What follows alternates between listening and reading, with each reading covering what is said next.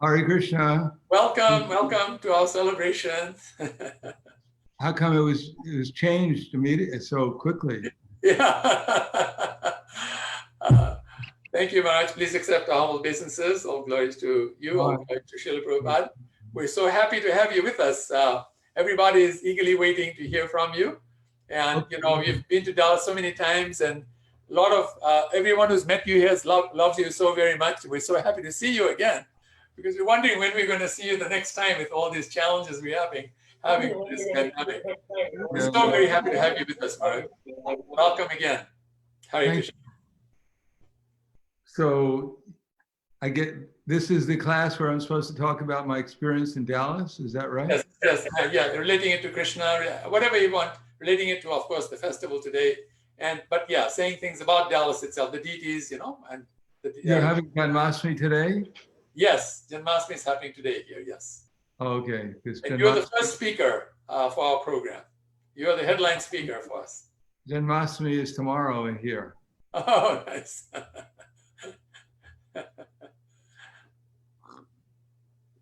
I came to Dallas the first time in the end of 1971. At that time, I was the president of Houston Temple. They just opened the Houston Temple. And the temple president in Dallas at that time was Prahladananda Prabhu. And there were just a few devotees in the temple. There was Prajapati and Satyarupa, his wife, and a few other devotees. But Prahladananda decided he was going to change. He wanted to be the temple president of Houston, and he made me the temple president of Dallas. So that was I was the temple president of Dallas. And at that time, we were living in Turtle Creek. Yes. And when I came there, my service was, of course, in every place, was to do book distribution. And the few devotees that there were, we went out on book distribution. And as soon as we went out, the police arrested us all. And they charged us with imitating women. It seemed that some lady had called up because at that time we went out with dhotis and tilak, and some lady had seen us and called the police, said that there were men imitating women, and so the police came and arrested us.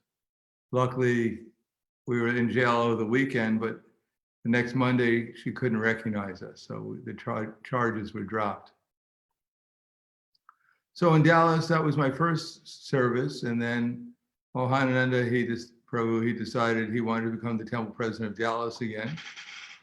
So my next service was to become the treasurer.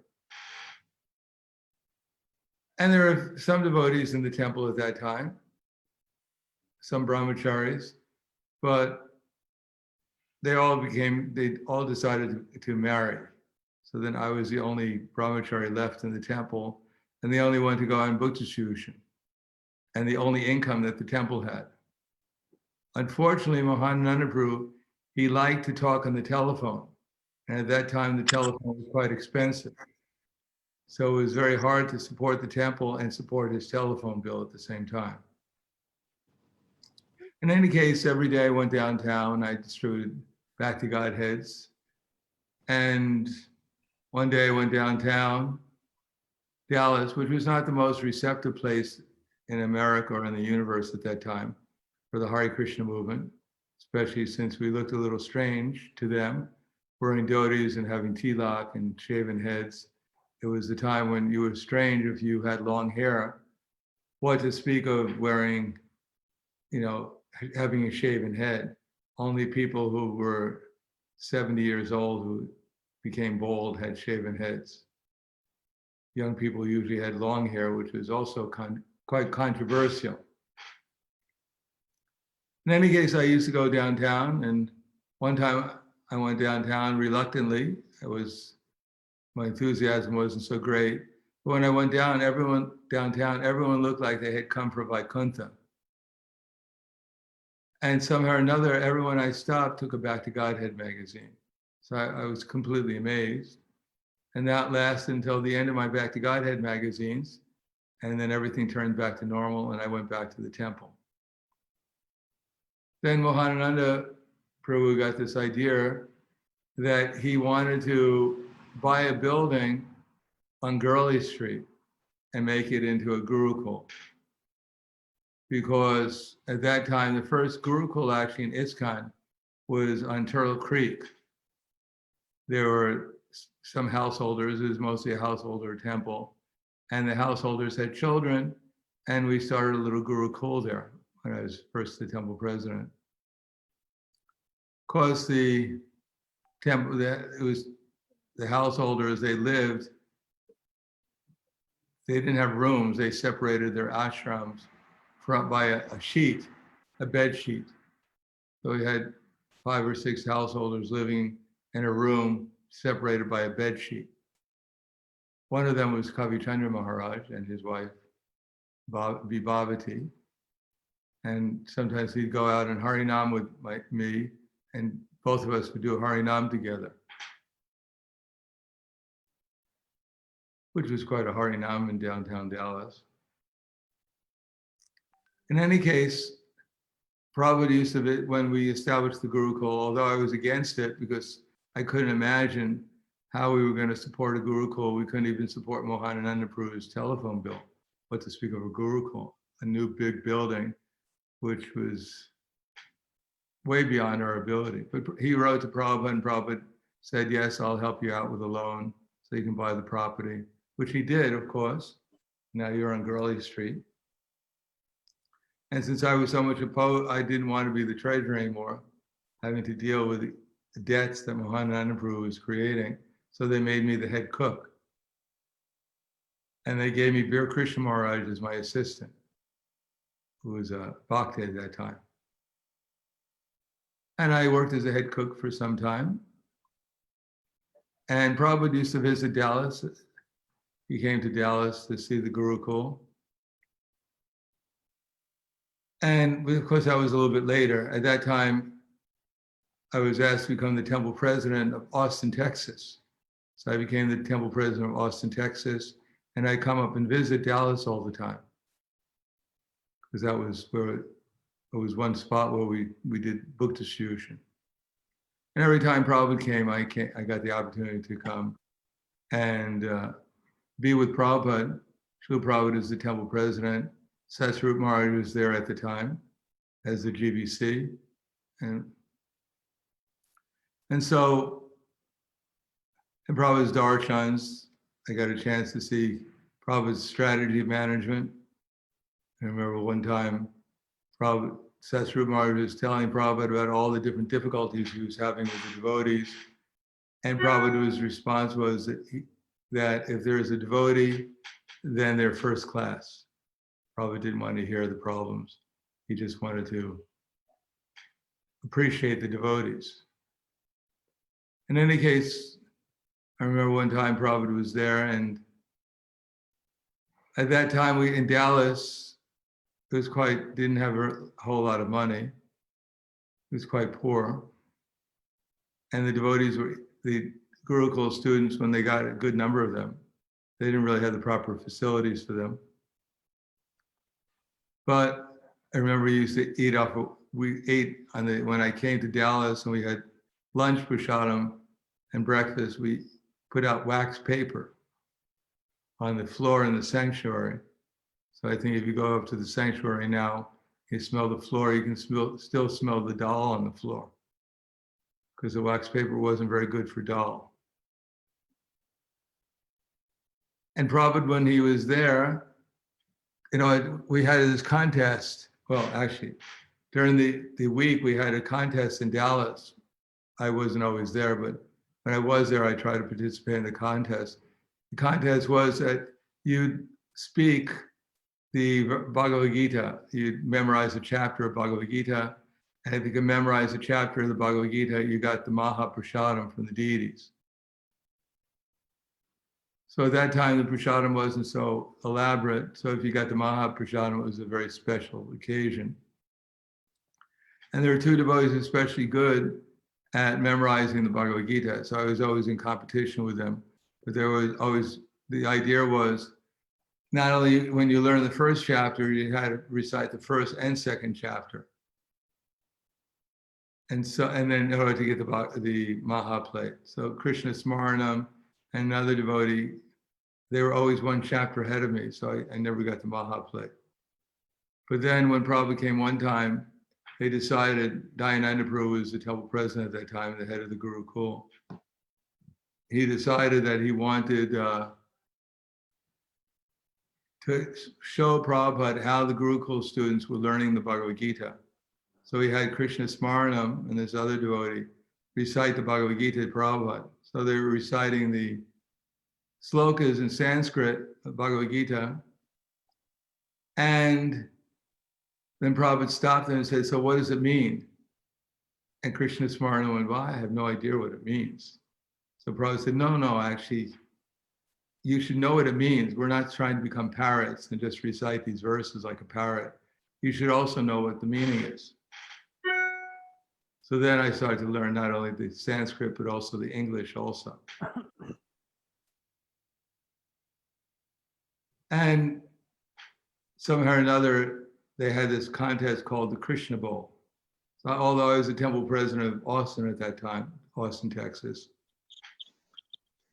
every year, our temple and other temples, other devotees from Texas, we'd go and visit Prabhupada in Los Angeles, and then go to the Rath Yatra in San Francisco. So one year we were going to have a Krishna Bowl, a contest where they'd ask questions, and then there was a buzzer, and if you hit the buzzer, then you got the chance to answer the question, and you get points if you answer the question right, or you get points would be deducted, or the other party would get a chance to answer the question if you answered it wrong. So we had a team. There's a devotee named Dravanaksha, who recently passed away, and others. And they put me on the Dallas team, although I was from Austin, but they figured no one knew the difference between Austin and Dallas. So I became a member of the Krishna Bowl team for Dallas. And we drove to Los Angeles, which is like a 2-day trip, day and night. And on the way, Ravanaksha, he simply read Bhagavad Gita day and night, literally speaking.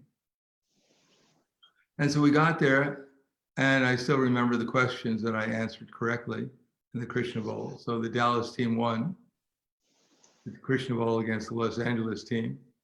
And then Prabhupada got news of it, and he said to stop it immediately. He said, that's not our business to play these, I don't exactly remember what he said. I think he wrote a letter, something about we shouldn't play with a Krishna book in this way. In any case, when Prabhupada came, I remember one time he taught Dwarkadish how to write the first letters, and there's a photo of that. And at that particular occasion, there was one tree in the courtyard of Dallas, and for some reason or another, I believe that the temple president at that time was still Krishna, and he cut the tree down. And when Prabhupada heard about that, he was very, very disturbed about that, why we were cutting a tree like that down. And then Prabhupada was there, and he was going to install Radha Kalachandri. But somehow or another, one of the ladies, what was her name? Janava. She decided she was going to strip the paint off of Radha Kalachandri and then repaint. Prabhupada didn't like that idea at all. In any case, they tried to repaint Kalachandri before the installation, and he was all sticky. And I remember Prabhupada calling his Mataji and said, who told you to do this? Why have you done this? And the Mataji became very upset and broke out in tears. And Prabhupada asked, what are you going to do about it? I think what they did is they took hair dryers and they dried off Kalachandri before the installation. And I was there for the installation. It was quite ecstatic for Radha Kalachandri. in any case, the next time I was visiting Dallas until I joined Radha Damodar in 1975. And at that time, we were distributing mostly in the Midwest. Oh, I was on different parties. I was on the Western Party with Radha Damodar itself. I was the Sankirtan leader. And then I was the temple, we were distributing in the Midwest, and then we were distributing on the East Coast, and then I was doing the airports. But there came a time when I, after Prabhupada left, 1977, then I was in Chicago at that time. I was the Sankirtan leader of Chicago, and there are always so many different arrangements being made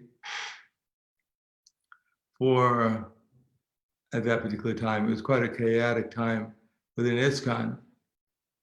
But my GBC at that time was Jai Tirtha Prabhu, and he requested that I go to Detroit and start with Amala Bhakta Prabhu at that time, a yoga studio, yoga retreat to attract people, because Amala Bhakta was a famous yogi in the East Coast in New York at that time.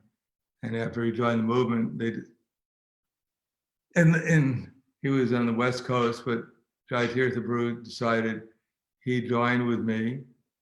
And at that time, there was one Arjuna Das, who later got reinitiated as Braj Vihari.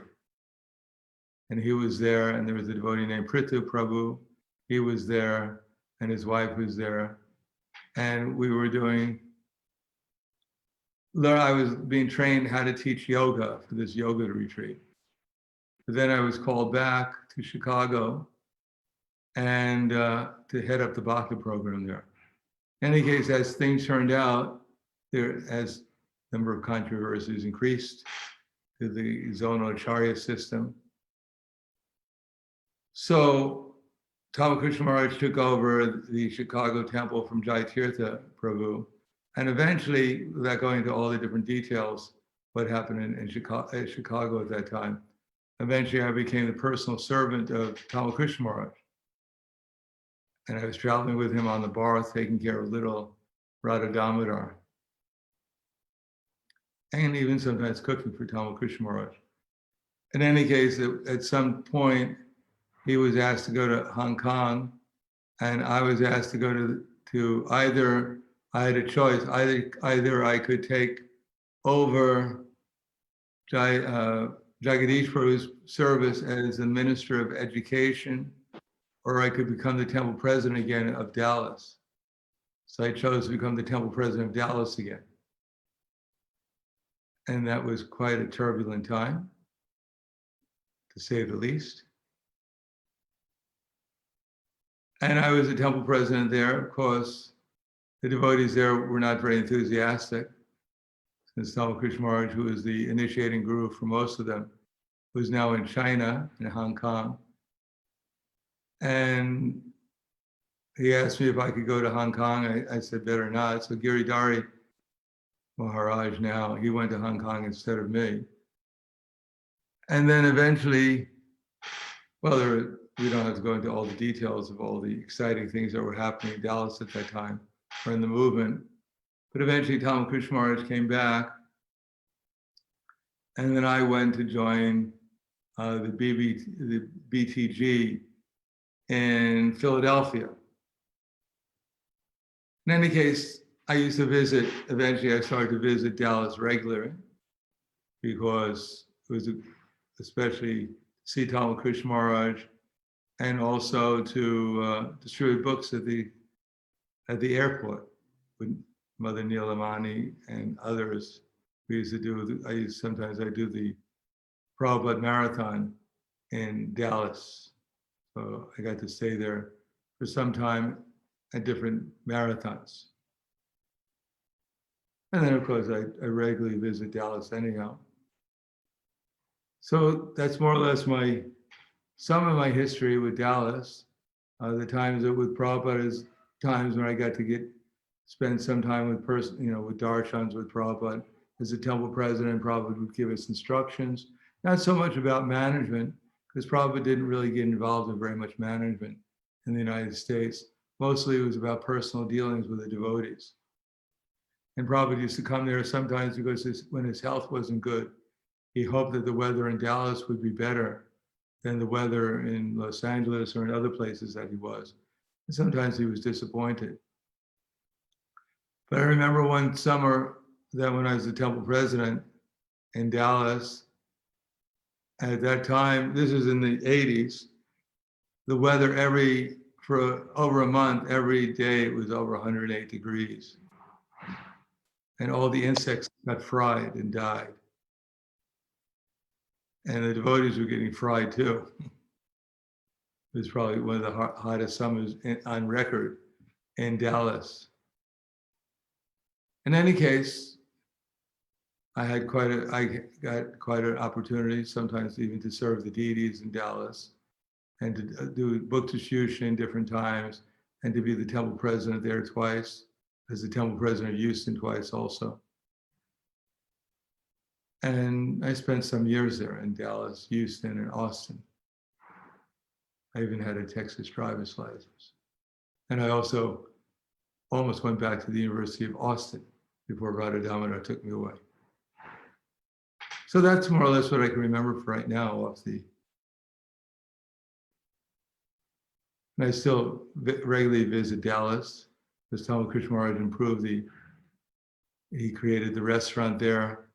And I was there when Nilamani and Indra, what was Nilamani's husband's name? Radha Vinod Prabhu Maharaj. Yeah, Radha Vinod, they were hippies, they came from Argentina. And even when Tamal Krishna Maharaj was in Hong Kong, the construction was still going on for the restaurant. I remember visiting the construction, they were helping out there. So at that time, there was Jayadev. He was helping me out. But at that time, we had a mortgage on all those buildings, which are all around the temple right now. And we were struggling to pay the mortgage off. But somehow or another, Tamal Krishna Maharaj came back and the enthusiasm picked up again. We were able to collect some money one way or another. And then, of course, Tamal Krishna Maharaj, to go back before that at one time he decided to purchase a farm, but I believe the farm wasn't in Texas. It was somewhere in Oklahoma. And he had quite a powerful crew there. I was taking care of his deities, so I wasn't so much involved in all their strategies, but he had all the prominent book distributors in his zone, including Tripurari and Pragosh, Naikatma, Vaishasika, Sura, etc. And we all got involved in collecting for the farm. So that was quite interesting collecting.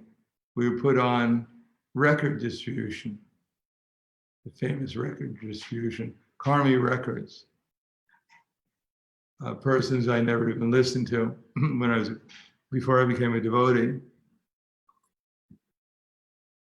They bought these massive amount of records for like pennies because they were all scratched from this warehouse.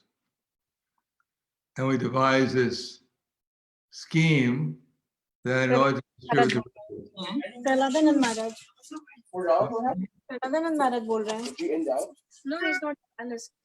Somewhere else. These people are.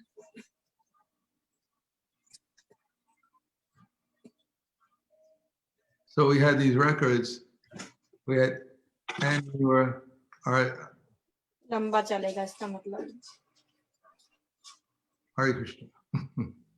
That's very clear. Balaram Prasad Prabhu, can you mute your one because it's your wife that's speaking? So we had these records and we went on our vans. And I remember one time I was with Gopi Janabala Maharaj and we were distributing, collect for the farm. And we used to hang, some of the devotees, they hung microphones from the door of the van. And they called people over and say, do you listen to such and such radio station? And they said, yes. He said, come on over. And then they come on over and they give him a stack of records. And they say, well, we're doing this drive for such and such. And, you know, you're on air right now. Would you like to say something for our audience?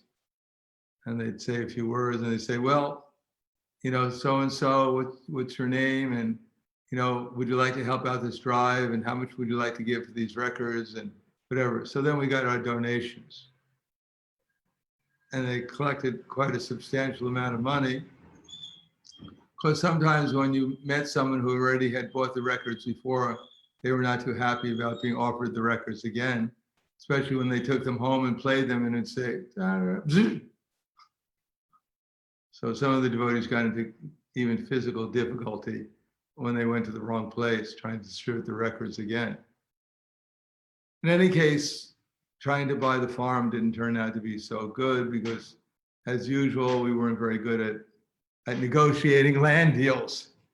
And so, in spite of all our efforts to collect a good amount of money, we weren't able to maintain the farm. I remember one time I traveled to LA with the devotees from Chicago, from Dallas, and I saw Prabhupada there, and the first thing, I was in the garden with Prabhupada and Karanda, and the first thing Prabhupada asked me was, so how's your farm in Dallas? This is before this other farm that Tamakrishna Maharaj purchased. And I had no idea because we never had a farm, but I guess Mohanananda Prabhu had told Prabhupada that we had purchased a farm in Dallas. So I said, I had no idea. Bro, oh, really? In any case, I had some, probably asked me some interesting questions besides that, but somehow or another, Dallas was on his mind, but for a reason that wasn't really so valid at that time. In any case, that was more or less some of my experience with Dallas, which goes over a period of time without going into all the details. But it was always a very interesting place, and I'm sure it still is interesting. So any questions? Yes, Maharaj. I mean, one question I had was when you were dealing with the devotees in Dallas, in terms of looking after the deities, were there any events that come to mind where you had some particular challenge or something happened and it was really nice? Like one example is, were you there when Chota Radha Kalachandji were no longer on the altar one sudden day? Were you at that time the president, Maharaj? No, I wasn't the president at that time, but I heard about it, but I wasn't the president. When after, that was during the time, I think that was later. That was after I wasn't even Texas anymore. Oh, you weren't there. Okay. Yeah. I think one of the devotees took them off the altar, is that right? Yes, it was Satsarup Maharaj who actually took the deities with him because he liked Chota Radha Kalachandji so much. He left Dallas and when he took the deities with him, and the next morning when the devotees turned up for Mangalarti, the deities were missing, so they were in 6s and 7s. What happened to our deities, you know? Yeah, I was in Chicago at that time when we drove down there that's right before I took over as the temple president there. Because Satsarup Maharaj left. No, actually, Satsarup Maharaj, Tamakrishna Maharaj took over Dallas. Yes. And at that time, Satsarup Maharaj left, and he left with the deities. And I was with Tamakrishna Maharaj in Chicago. I was doing the airport at that time, and then I became the Tamakrishna Maharaj. At that time, Tamakrishna Maharaj was in Chicago, and he wanted to make some devotees there. So we had Shivaram Maharaj was the Sankirtan leader, Harinam leader. We had Pragosh and Tripurari, Ekatma, Vaishasika, and Kasiram. They were doing the airport. and I was the Bhakta leader with Gopapujana Vallabha Maharaj, and Kanapi Maharaj was also helping out with the Harinam. And every night we had a darshan in Tamil Krishna Maharaj with the new people that we brought. And at that time we made around 20 devotees in a month. And one of them is still in Dallas. And, what's his name? Gopal? No, not Gopal. Who used to drive the big truck. Oh. Who had that huge truck he was driving for some time? Narottam. Narottam, yeah, we made Narottam was just a traveler coming through the airport. We picked him up, we brought him to the darshan and he joined. Oh, nice. Nice. And when you were there at the time of the installation, Maharaj, of Radha Kalachandji? Yes, I was there. I watched Prabhupada. So what was the story with Radharani? Because I understand Radharani was not the Radharani who was supposed to come to Dallas. She was supposed to go to. She got switched with Yes. with the Detroit deity. Right. So that was just a mix up in the boxes. Right. Some of them said it was wife switching or whatever. Wife swapping.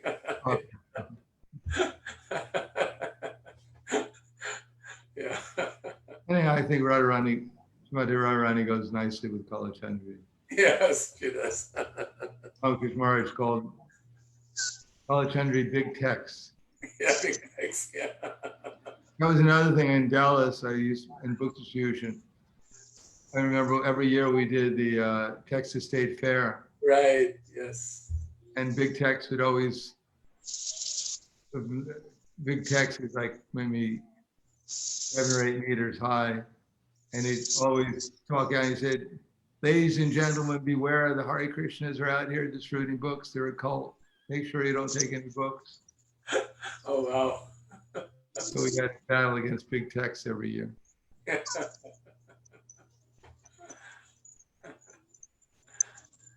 No, it's something that's not.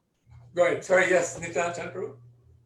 Maharaj, you do the imitation. Big text says, "Don't buy books from the Hare Krishnas."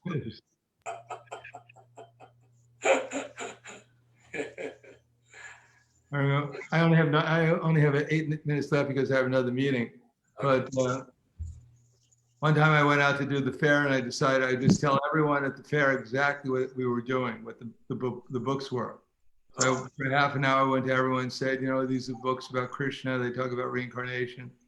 And I didn't sell one book. Oh my God. And then I went out and I said, "Hi, how's your family?" and everything else. And I sold all my books. Nice. So it was a good training period for learning what not to do and what to do when you're selling Prabhupada's books. Right. Yeah. Anything else? Maharaj, I have a quick question if nobody else has one again, and that is that with the pandemic going on, obviously you're seeing how devotees are challenged, being isolated in their homes or whatever else. Anything you'd like to say to encourage our devotees in these very challenging times? Well, I think we're challenged just to remember Krishna and to engage in Krishna consciousness. There's no other real challenge. Because somehow or another Krishna's arranged it. I mean, the world is sinful. And in one sense, because they're sinful, they're not so much inclined to Krishna consciousness. So Krishna has arranged it to manifest how the modern civilization is not promising eternal happiness, and that there's going to be problems at every moment, so that people can become more receptive to Krishna consciousness. The trick is that we have to become more organized and intelligent how to present Krishna consciousness systematically, so that we engage people in a practical way through education and through increasing their commitment, so that they can come to a higher level of consciousness, ultimately Krishna consciousness. So from the material point of view, Krishna has just arranged this to decrease the fever of material enjoyment, so that people can actually become more receptive to the mission of Chaitanya Mahaprabhu and hopefully participate in it in a productive way. Thank you, Maharaj. Anything else? Hare Krishna, Guru Maharaj, thank you very much for your stories. I have two questions, short question. I hear the stories that you organized Vyasa Puja Srila Prabhupada in Vrindavan when he live in this world. Is it true? No. Okay. And another question, when Srila Prabhupada left this world in 77, what you feeling and what you plan your spiritual life and what you to do during 2-3 years after Srila Prabhupada is Well, after Srila Prabhupada left, I continued on Radha Damodar for some time, and then I decided that I was going to help reform ISKCON and show the devotees and maybe utilize whatever service I had or talents I had in management. So at that time, I was engaged in different types of services. They offered me to become the manager of Mayapur, which I wasn't very enthusiastic about doing at that time. And basically, I continued. Well, that's when I started. I was Tamal Krishna Maharaj's personal servant, and then I took on different services as temple presidents in different places in Dallas, especially in Dallas. And then I went to join BTG. But my feeling is that was a very confusing time in ISKCON due to what was known as the zonal acharya system. And in one sense, it was quite exciting. And I somehow or another, I was always, wherever there was some controversy going on, I was there. Like one time they had a meeting, Ramaswara Prabhu at that time, he had decided that not all the initiating gurus were Mahabhagavats. And he wrote some essays about that. And then the other initiating gurus at that time, they decided to have a meeting in Dallas. Bhagavan Prabhu, who was having me bought the bill when I joined, I was the temple president for some time in Buffalo, and he joined there. And Bhagavan Prabhu came, and Jayapataka Maharaj came, and Sesrup Maharaj came, and Ramaswara Prabhu came to Dallas at that time. And I was the temple president. And somehow or another, I didn't tell them that they had to pay for their telephone bill. So they had these meetings, which were quite interesting meetings, to convince Ramaswara Prabhu that actually he was a Mahabhagavat devotee, that they all were. But they all had this elaborate telephone bills, which are like unbelievable for our poor little temple in Dallas, which had practically no collectors at that time. And so we had this huge bill, which luckily Tamal Krishna Maharaj came back and he was able to inspire the devotees to go out and collect some money again to pay it. So it was a very interesting time. I mean, I don't think there's any time since then where I wasn't more focused on praying to Prabhupada to help the situation, because there wasn't very much other recourse than to pray to Prabhupada to assist in a very intense situation at that time. Anyhow, so I think I'll stop there. Thank you all. Thank you so very much, Maharaj. We really appreciate you coming on, spending a valuable time with us and inspiring us all. We've recorded this, so others will be able to hear this who may not have heard it live right now. Okay. Thank you so very much. Please. Happy Janmashtami. Thank you, and we hope to Happy see you. Prabhupada's Appearance Day. Hare Krishna. Glorious to Prabhupada. Glorious to your services. Yeah, we hope to see you in person at some point, Maharaj, again. Yes. Thank you. Hare Krishna. Hare Krishna, thank you very much. Hare Krishna, everybody. So, Dwarka Prabhu, what's the next part of the program? Thank you, all the disciples of Maharaj who came on. We really appreciate your being online with us. If there's any way we can serve you, please don't hesitate to let us know. Agnihotra Prabhu, thank you for not giving up on Maharaj, not giving up on us, and pursuing this, and you got it done. So nice. So we got this wonderful gift. This is going to be recorded for history now, that Maharaj said these things, and we're going to really be so very happy hearing this over and over again, this nice katha. Beautiful Hare katha. Krishna, happy Janmashtami. Happy Janmashtami. Nityananda Chandra Prabhu, you send me a recording of this lecture of Guru Maharaj, yes? Yeah, thank you. Yes.